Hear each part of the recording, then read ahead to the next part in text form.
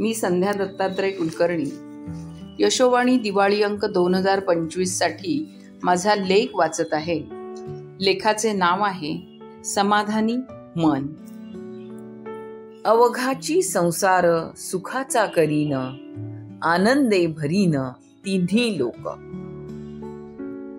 संतश्रेष्ठ ज्ञानेश्वर माऊली आपल्याला या अभंगात हेच सांगतात की नामस्मरणात, भक्ती मार्गात सुख आहे.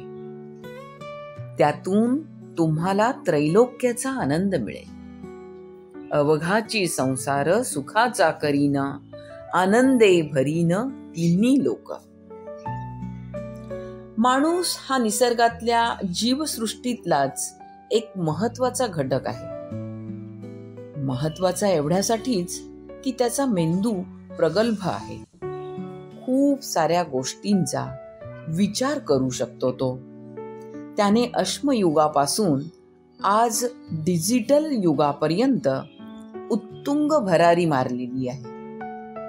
अनेक शोध संशोधने, अंतराळातील झेप, खोल समुद्रातील सौंदर्य, पृथ्वीच्या बाहेरील आकाशगंगा, अतिसूक्ष्म जीवांचा अभ्यास हा मानवी मेंदू करतो. मानवी मेंदू उत्क्रांत होत गेला, पण अजूनही मानवी मन म्हणजे नेमके काय आहे हा संशोधनाचाच विषय आहे. मनाच्या या अगम्य गुंतागुंतीच्या प्रक्रियेमुळेच मग प्रश्न निर्माण होतो, सुख म्हणजे नक्की काय असतं हो? सुख जे आपण म्हणतो ते नक्की काय असतं? माणसाचा प्रत्येक अवयव अनमोल आहे. त्याने असहकार पुकारला की आपण दुःखी होतो. त्याचे आपल्या आयुष्यातील महत्व कळते. तो दुरुस्त झाला, वेदना रहित झाला की आपण म्हणतो की मला आता सुख वाटते, मी आता सुखी झालो. कानाचा ठणका थांबला की आपल्याला सुखी वाटतं, कारण ती वेदना आपली संपलेली असते. याचाच अर्थ सुख ही मनाची अवस्था आहे. श्रीमद भगवत गीतेत आपल्याला हाच उपदेश दिला आहे की सुखदुःखात, अनुकूल प्रतिकूल अशा सर्व परिस्थितीत स्थिर रहा.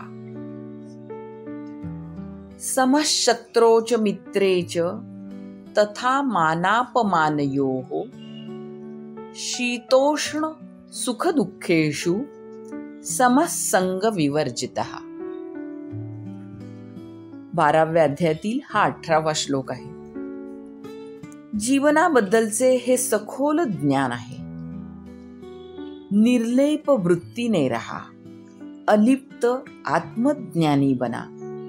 स्थिर चित्त होण्यासाठी प्राणायामाचे अष्टांग साधने शिका. योगासने करा. ध्यानधारणा, नामस्मरण आपल्याला स्थिर चित्ताकडे नेईल.